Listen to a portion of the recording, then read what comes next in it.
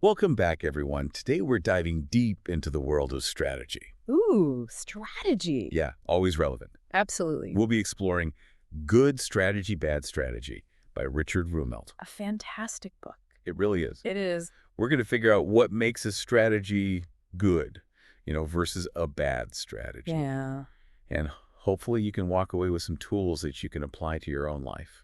Yeah, I mean, that's the goal, right? To kind of give people some practical takeaways Absolutely. that they can use. Yeah, to make a difference. Whether it's in their personal lives, their work. Their businesses, relationships. Yeah, all of it. All of that good stuff. Exactly. So, we'll be looking at some really interesting examples from the book. Oh, yeah, he uses some great ones. I know. Like from business, history, all sorts of different fields. Steve Jobs' return to Apple. Oh, yeah, that's a class. First Gulf War.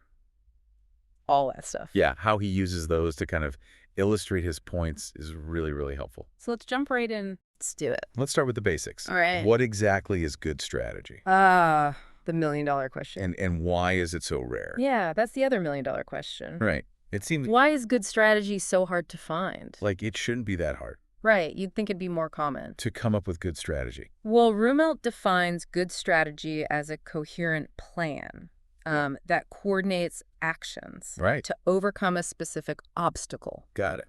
to achieve an advantage, a significant advantage. So it's not just any plan. No, it's got to be specific. I'd have to be targeted. It's got to be focused. Yeah. You have to really understand what the obstacle is Right. and then figure out how you're going to get around it. Makes sense. And it's about making clear choices. So you can't do everything. No, you can't be all things to all people. You got to prioritize. Focus your resources. Okay. And this is important, anticipating the reactions of others. So like thinking a few steps ahead. Yeah, like playing chess. Right. You got to think, okay, if I make this move, what are they going to do? What are my competitors going to do? Yeah. Whoever my opponent is. Right. Interesting. So you're not just reacting. You're being proactive. You're thinking ahead, and you're Yeah. trying to shape the situation to your advantage. That sounds straightforward enough. Right. On paper, it does. But Rumelt also says good strategy is often unexpected. That's the tricky part. Why is that? Why is it unexpected? Yeah, why does it seem so surprising when we see good strategy? Well, I think it's because it often goes against our assumptions Okay. about how things work. Like conventional wisdom. Yeah, exactly. Like this is how you do this. This is how it's always been done. This is the playbook. And good strategy sometimes throws the playbook out the window. Okay, so can you give us an example? Yeah, I think the best way to understand this is to look at an example. Perfect. So think about Steve Jobs' return to Apple in 1997. Oh, yeah. Apple was in trouble. They were struggling. Big time. Yeah. And everyone was expecting him to come in. Right. You know, the prodigal son returns. The visionary. Yeah, he's going to save the day with some amazing new products. Some groundbreaking innovation. Right, yeah. Like the iPod or something. Exactly, yeah. But that's not what he did. No, he did the opposite. Really? He made a bunch of decisions that seemed really counterintuitive at the time. Like what? He started cutting product lines. So less is more. Yeah, he was like, we're doing too much. Too spread out. We're spread too thin. Too many products. Let's focus on what we do best. Interesting. What else? He outsourced manufacturing. Instead of doing it all in-house, Yeah, he was like, we don't need to own the factories. let's partner with someone else. Let's focus on what we're good at. So really focusing on their core competencies. And he even shrunk their distribution network. Made it harder to buy Apple products. Well, not exactly. Okay. He made it more selective. So it was more about quality over quantity. Yeah, he wanted to control the experience. Interesting. So you see how all of this was kind of unexpected? Yeah, it seems like he was doing the opposite of what everyone expected. Exactly. So what was he aiming for with all these moves? Survival. Survival. Yeah. So it wasn't about growth or innovation at that point. Not yet. Okay. Jobs recognized that Apple's core problem was that it was just too sprawling and unfocused. Like a tree that's grown in too many directions. Exactly. It needs to be pruned back. He needed to prune it back to its essence. Okay. And that's what he did. So it was a bold move, Very bold. and few people anticipated it. No, they thought he was going to come in with the next big thing. Right, but he was playing a longer game. He was. He was thinking about the foundation. Exactly. And it paid off. Big time. Apple's doing okay these days. To say the least. Right. So, you see, sometimes the most effective strategies are the ones that defy expectations.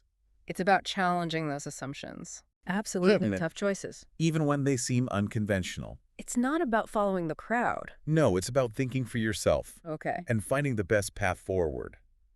Now, speaking of unexpected moves, let's look at another example from the book. All right, which one are you thinking of? Desert Storm. Oh, yeah, great example. What made General Schwarzkopf's plans so effective? It was a masterpiece of deception and surprise.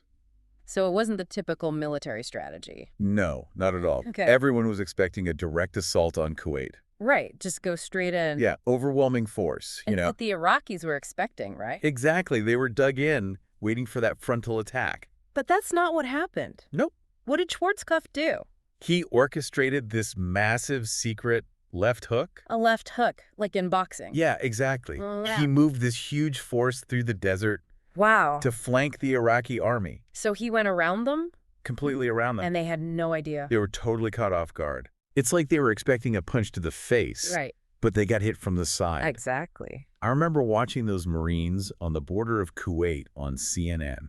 Oh, yeah, those images were everywhere. Everyone thought that was the main attack. That was the genius of It it. was all a distraction. It was a brilliantly executed feint Okay.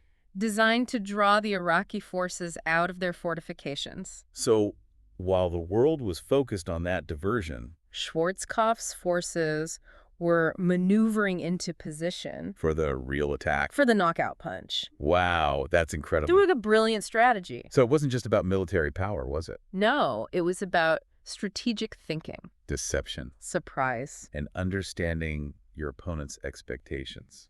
Absolutely. So knowing what they think you're going to do. Yeah, and then doing something completely different. That's fascinating. And you know what? It reinforces this point that good strategy Okay. is as much about what you don't do Ah, interesting. as what you do. So it's about saying no to certain things.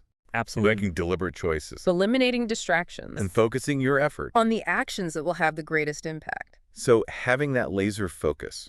Exactly. All right, so we've seen how good strategy can involve unexpected moves, Yeah. challenging assumptions. Right. But how do we actually find those hidden sources of power?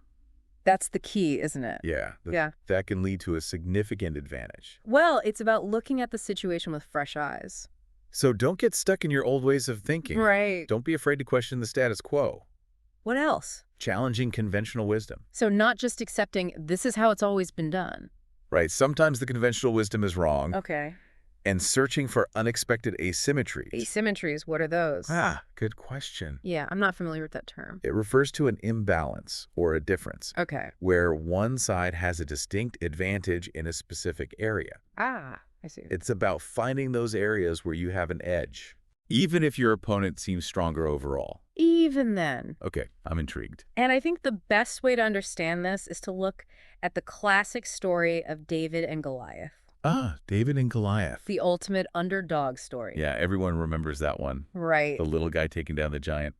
But it's not just about faith. Okay. David's victory came from recognizing Okay. and exploiting. A key asymmetry. So it wasn't just luck. No, it was strategy. He had a plan. He had a plan. So what was the asymmetry in that case? Well, Goliath, he had all that size and strength. Right. The massive armor, the huge sword. Yeah, but that's also what made him slow and immobile. Ah, I see. That's the asymmetry. So his strengths were also his weaknesses. Exactly. And David saw that He did. he was unburdened by all that heavy armor. Right. He was fast and agile. And he used a ranged attack. The slingshot. The slingshot. He exploited Goliath's lack of mobility. Exactly. Wow, that's a great example. So you can see how understanding asymmetries Yeah. can give you an advantage. Even when you're facing a seemingly insurmountable opponent, It's about recognizing those hidden advantages. turning them to your advantage. Yeah, and using your opponent's strengths against them. So the takeaway for the listener is, Yeah, don't assume you're always the underdog, right. even if it looks that way. Look for those hidden advantages. Yeah, there might be something there that you can use to your advantage. Exactly. And just like David found an unexpected advantage, Yeah, businesses can also uncover hidden sources of power. absolutely. So let's look at a business example. Okay, which one are you thinking of? Walmart Oh, yeah, Walmart. was a secret. Well, most people attribute their early success to everyday low prices. Right, that was their slogan, right? Yeah, Always low prices, always. Yeah, something like that. But their real power Okay. came from something else entirely. Really? But wasn't low pricing the core of Walmart's strategy? It was a part of it, for sure, Uh, but it wasn't the core. So what was the real source of their power? Their network of stores, their Wow. innovative network of stores. How so? Well, it allowed them to serve a much larger population base Right. than traditional discount stores. So they were able to reach more customers. Yes. Rally, because they had more stores. Yeah, and they were strategically located. So they could tap into these underserved markets They were in rural areas. where other discount stores weren't. They were in small towns. And they brought those low prices to those communities. Exactly. So it wasn't just about offering the lowest price. It was about building a system Right. that created a unique advantage. Sustainable advantage. So it sounds like a theme is emerging here. What's that? Challenging assumptions, Yeah. looking beyond the obvious. Thinking differently. Right, not just accepting the conventional wisdom. Absolutely. And this principle applies to historical strategy as well. Oh, yeah. Think about the Cold War, The Cold War, a fascinating example. the strategy of containment. Right, containment. Where did that come from? Well, it stemmed from George Kennan's insightful analysis of the USSR. All right. He was an American diplomat, Yeah. and he really understood the Soviet system. So what was his insight? He understood that their ideology, Communism? communism, Okay. drove them to oppose capitalism Right. and to spread communism globally. So it was a global ambition. It was. So how do you contain that kind of ambition? That was the challenge, wasn't it? Yeah. I mean, it seems like an impossible task. Yeah. A lot of people thought the answer was Yeah. to just match Soviet military power. So an arms race. Yeah, just build more weapons, have a bigger army. But Kennan had a different approach. He did. What was it? He recognized that a direct military confrontation would be incredibly risky. Too dangerous. Yeah, it could easily escalate. To a nuclear war. Exactly. So what did he advocate for? A strategy of containment? And it wasn't just about military force. It was about exploiting the Soviet Union's weaknesses. So finding those asymmetries. Exactly. What were their weaknesses? Well, their economy was inefficient. Oh, Their ideology was oppressive, Right. and they were overextended. try to control too much territory. Exactly. So containment was about Yeah. pushing back against their expansion, Right. supporting their opponents, Yeah, and ultimately undermining their system from within. exactly. So again, it wasn't about brute force. No, It was about understanding the underlying dynamics the deeper forces at play. and finding a more nuanced approach. And ultimately a more effective approach. Fascinating. Right. So this leads us to a critical question. Okay, I'm listening. What distinguishes good strategy Yeah. from bad strategy? The eternal question. Is it simply the absence of a good plan? Is it just about not having a plan? Or is there something more to it? That's what we're going to find out. Okay, I'm curious to hear Rumelt's perspective on that, Me too. on what constitutes bad strategy. All right, let's dig into that. So I think we established a good strategy is more than just having any old plan, right? Oh, yeah, absolutely. It's about, like we said, really understanding the deeper challenges Mhm. and then finding those, sometimes unexpected solutions. Yeah, those creative solutions. But what about bad strategy? Now we're getting to the heart of the matter. Is it just like not having any of those elements that we talked about? Right. Or are there like specific things that make a strategy actively bad? That's a great question, and Rumelt argues that bad strategy is more than just the absence of a good plan. Okay. It often has its own distinct hallmarks. So we can actually identify these like red flags. Yeah, we can learn to recognize them Okay. and hopefully avoid them. Okay, I'm all ears. Let's break down these hallmarks. What's Okay. the first sign? Like if you see this, you know you're in trouble. Well, the first hallmark is what Rumelt calls fluff. Fluff. Fluff! Sounds kind of, fluffy. Yeah, it's a bit misleading, isn't it? It does. But basically, think of it as using language that sounds very grand, Okay. very impressive. Like we're going to change the world. Exactly. Sure. We're going to revolutionize the industry. Lots of buzzwords. Yeah. Big promises, Okay. but ultimately, there's no substance behind it. So it's all talk, no action. Exactly, yeah. It's like a beautifully decorated cake. Oh, I like this analogy. Yeah. Yeah. That turns out to be made of styrofoam. You bite into it and it's like, wait a minute. There's nothing there. Yeah, there's no substance. It's all just for show. Oh, I like that. And Rumelt gives a great example of this. Okay, hit me with it. The 2006 U.S. National Security Strategy. Okay, so a real world example. Yeah, this document It was full of these noble aims. Okay, like what kind of aims? Human dignity, free trade, democracy, Sounds good so far. all these wonderful things, Yeah, right? who wouldn't want those things? Exactly. But the problem was Okay. it offered very little in terms of concrete steps. So how to actually achieve those things? Yeah, how to actually make those things happen. It's like saying we want world peace, Right. but not actually doing anything to, achieve it. Yeah, it's a nice sentiment. Yeah. But without a plan, it's just empty words. So fluff. We got to watch out for the fluff. Be wary of the fluff. Okay, what's the second hallmark of bad strategy? The second hallmark is the failure to face the challenge. Ooh, that's a big one. Yeah, this is a common trap. So instead of actually confronting the problem head on, Mm-hmm. you're basically hoping it's just going to go away on its own. Yeah, kind of sweeping it under the rug. Or maybe you're just misdiagnosing the problem. That's part of it, too. Okay. It's about avoiding defining the real obstacles Okay. that you need to overcome. So you might have a plan, Right. but it's totally missing the point. It's not addressing the root cause. You're treating the symptom. Exactly. Yeah. But the underlying disease is still there. And it's just going to keep coming back. Okay, so an example of this would be... Oh, Rumelt gives a great example. Okay. The CEO of Harvester. Harvester, the agricultural equipment company. Yeah, exactly. Big company. Okay. And this CEO, he was obsessed with cutting costs. All right, so efficiency was his thing. Yeah, he was all about streamlining operations. Okay. Making everything as lean as possible.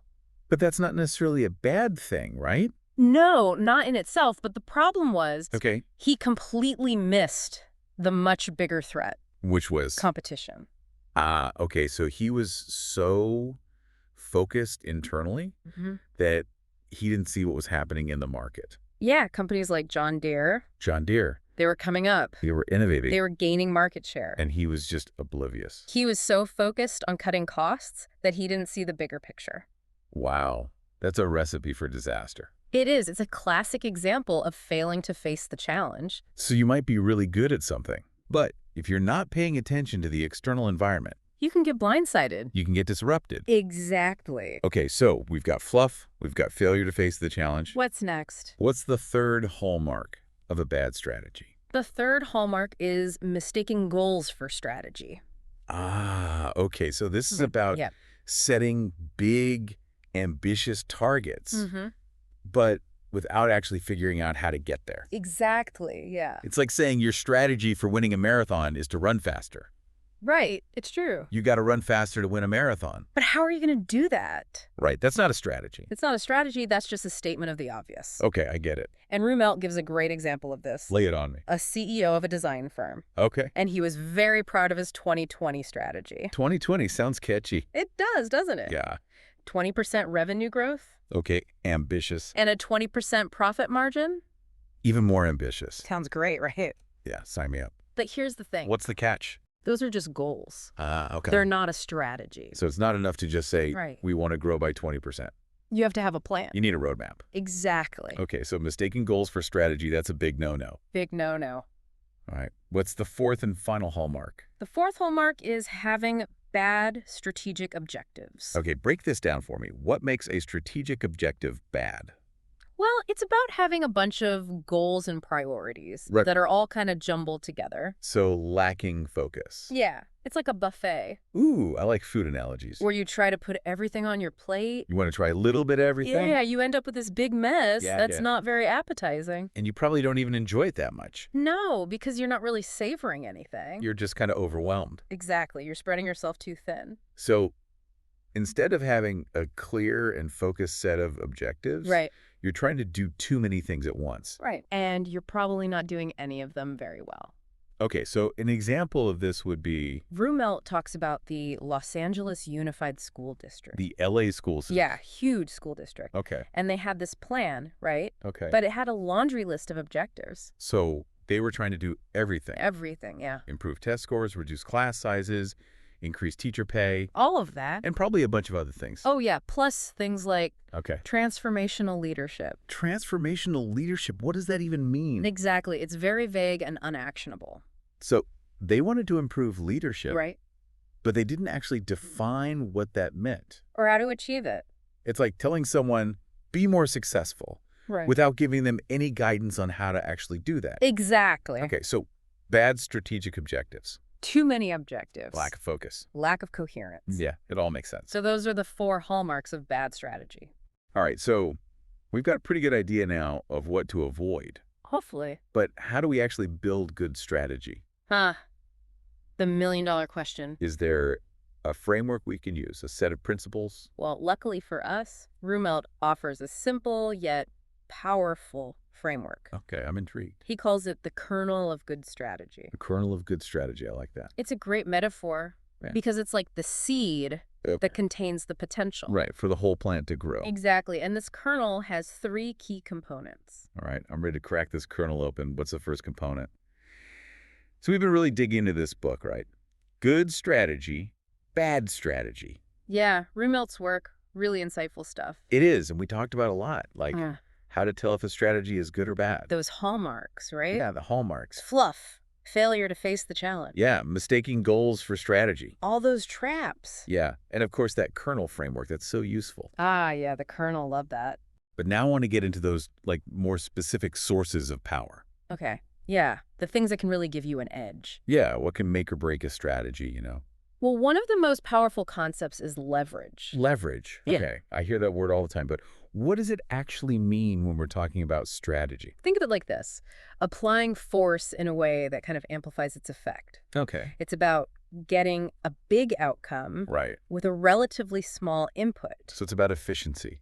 It's about efficiency, but it's also about, like, strategic advantage. Okay. Like, think of a lever and a fulcrum, right? Yeah, like a simple machine. Exactly. You can move a heavy object with less effort. Yeah, you're using the lever to multiply your force. Right. And strategic leverage is kind of like that. Okay, I see the connection. It's about finding those pressure points Okay. where you can apply your strengths for maximum impact. Got it. Can you give me like a historical example? Oh, yeah. A classic example is Hannibal's victory at Cannae. Hannibal. Wasn't he that, like, Carthaginian general? Yeah, brilliant military strategist. Okay. And at Cannae, he was facing a much larger Roman army. So how did he win? I mean, it seems like he was at a huge disadvantage. He used leverage. Okay, how? Well, he had a smaller army, Right. but it was more mobile. Okay. So he used that to his advantage. Okay. He created a pincer movement. A pincer movement. Yeah, he basically surrounded the Romans Wow. and compressed their forces. So he used their size against them? Exactly. Their numbers became a liability. Because they were trapped. They were trapped. They couldn't maneuver. And Hannibal just picked them apart. It was a brilliant example of using leverage to overcome a seemingly superior force. That's amazing. So it's not always about being bigger or stronger. Yep. It's about being smarter. It's about strategy. Finding those strategic pressure points. Exactly. So the takeaway for the listener is, don't always think you're the underdog. Right. You might have more leverage than you realize. Yeah, you got to look for those hidden advantages. And use your opponent's strengths against them. Turn their strengths into weaknesses. Okay, now what about in the business world? Oh, yeah. Leverage is crucial in business. Can you give me an example? Think about Xerox back in the day. Xerox, I remember those. Those big, clunky machines, right. Yeah. But they dominated the photocopying market. How did they do that? Patents. Patents. They had a strong patent on plain paper copying. Okay. And that gave them a huge profit margin. Because no one else could do it. Exactly. They had a monopoly. Interesting. So they didn't need a complex strategy. They just made and sold those machines. Yeah. And they made a ton of money. Okay, so patents, that's one source of leverage. But what about companies that don't have patents? Right? Not everyone has a patent. Think about Crown Cork and Seal. Crown Cork and Seal, what do? They make bottle caps and cans, Okay.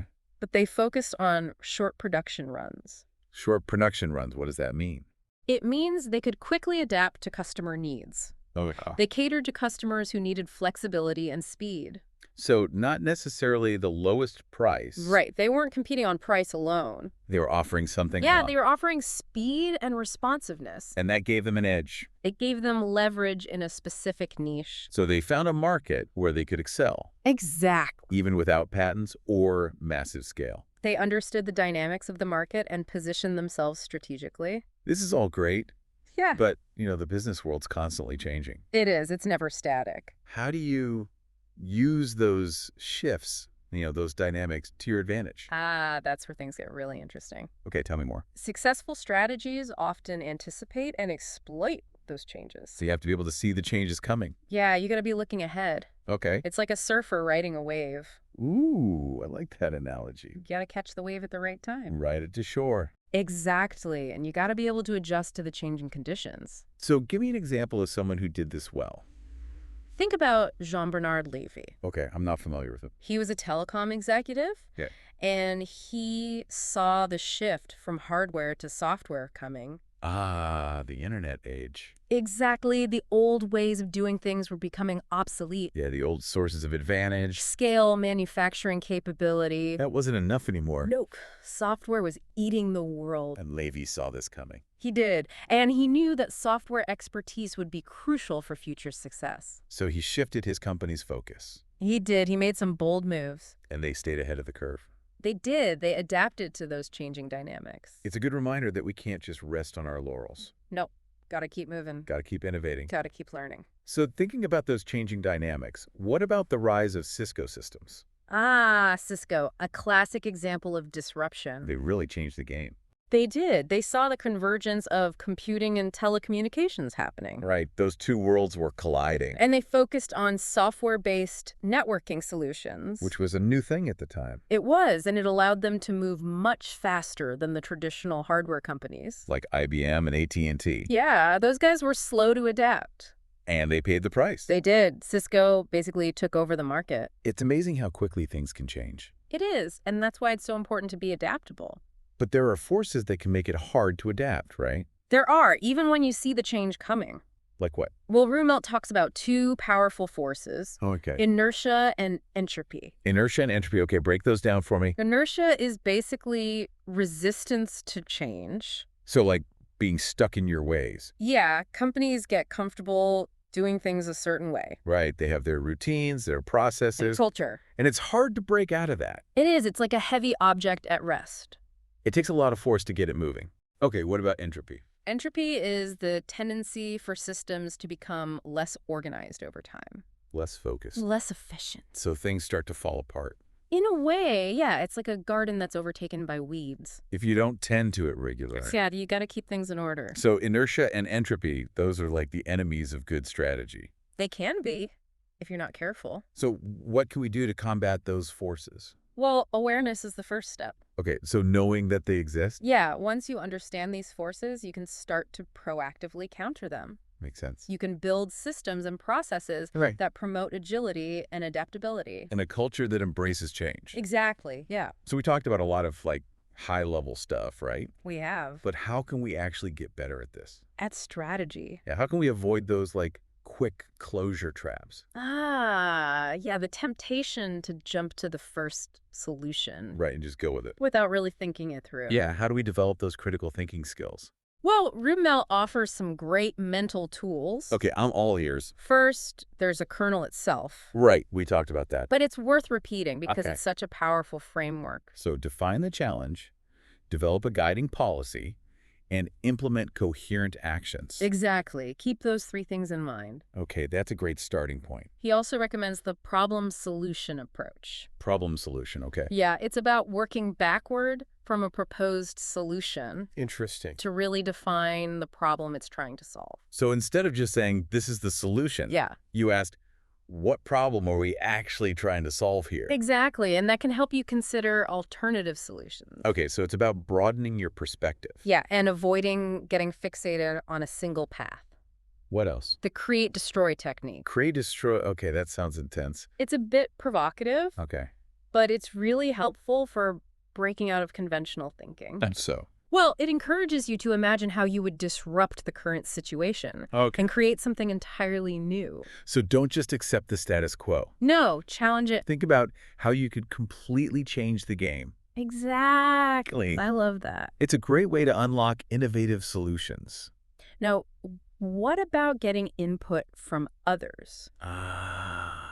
Yeah, that's important too. How do we incorporate outside perspectives into our strategic thinking? Well, Rumelt suggests creating a mental panel of experts. A panel of experts. Yeah, think of it like your own personal board of advisors. Okay, I like that. made up of people you admire, I get both that. living and historical. Feel like my personal heroes. Yeah, people whose judgment you respect. Okay. And then imagine how they would critique your strategy. What questions would they ask? Yeah, what advice would they give? That's a great way to challenge your assumption. And refine your approach. I'm going to try that. It's a powerful technique. Now, even with all these tools, right, it's easy to get caught up in the hype. Oh, yeah, especially these days. Everyone's talking about the next big thing. The latest trends. How do we avoid that herd mentality? Well, Rumelt uses the example of the global crossing bubble. Global Crossing, what was that? It was a telecom company, Okay. and their stock soared based on this hype around their fat pipe strategy. Fat pipe. But the problem was Okay. the market for fiber optic capacity was already oversupplied. So they were building something that nobody needed, Pretty much, yeah. and they went bust. They did. It was a classic example of groupthink and overconfidence. So everyone was just following the crowd, Yeah, they got caught up in the hype. and they ignored the warning signs. They didn't want to believe that this time was different. Right. This time is different. Those are dangerous words. Very dangerous. So a healthy dose of skepticism is important, Absolutely. Don't be afraid to question the prevailing wisdom. especially when everyone seems to be going in the same direction. Exactly. Sometimes the best strategy is to go against the grain. Wow, we covered a lot of ground today. We did. It's been a great discussion. It's clear that good strategy is much more than just having a plan. It's about understanding the deeper dynamics, challenging assumptions, and constantly adapting. It's about being agile, being flexible. And having the mental tools to navigate complexity. Absolutely. So here's a final thought-provoking question for our listeners. Okay, I like it. What's one area of your life Yeah. where you could apply the kernel of good strategy to make a real difference? It could be a personal goal, a project at work, or even a challenge you're facing in your community. Think about the diagnosis Guiding policy. and the coherent actions. And remember, strategy is an ongoing process. It's not a one-time event. It's about constantly learning, adapting, and improving. And if you want to learn more about this fascinating world of strategy, Yeah, pick up Good Strategy, Bad Strategy by Richard Rumelt. it's a must-read. Thanks for joining us on this deep dive into strategy. It's been a pleasure. Until next time, stay strategic, everyone.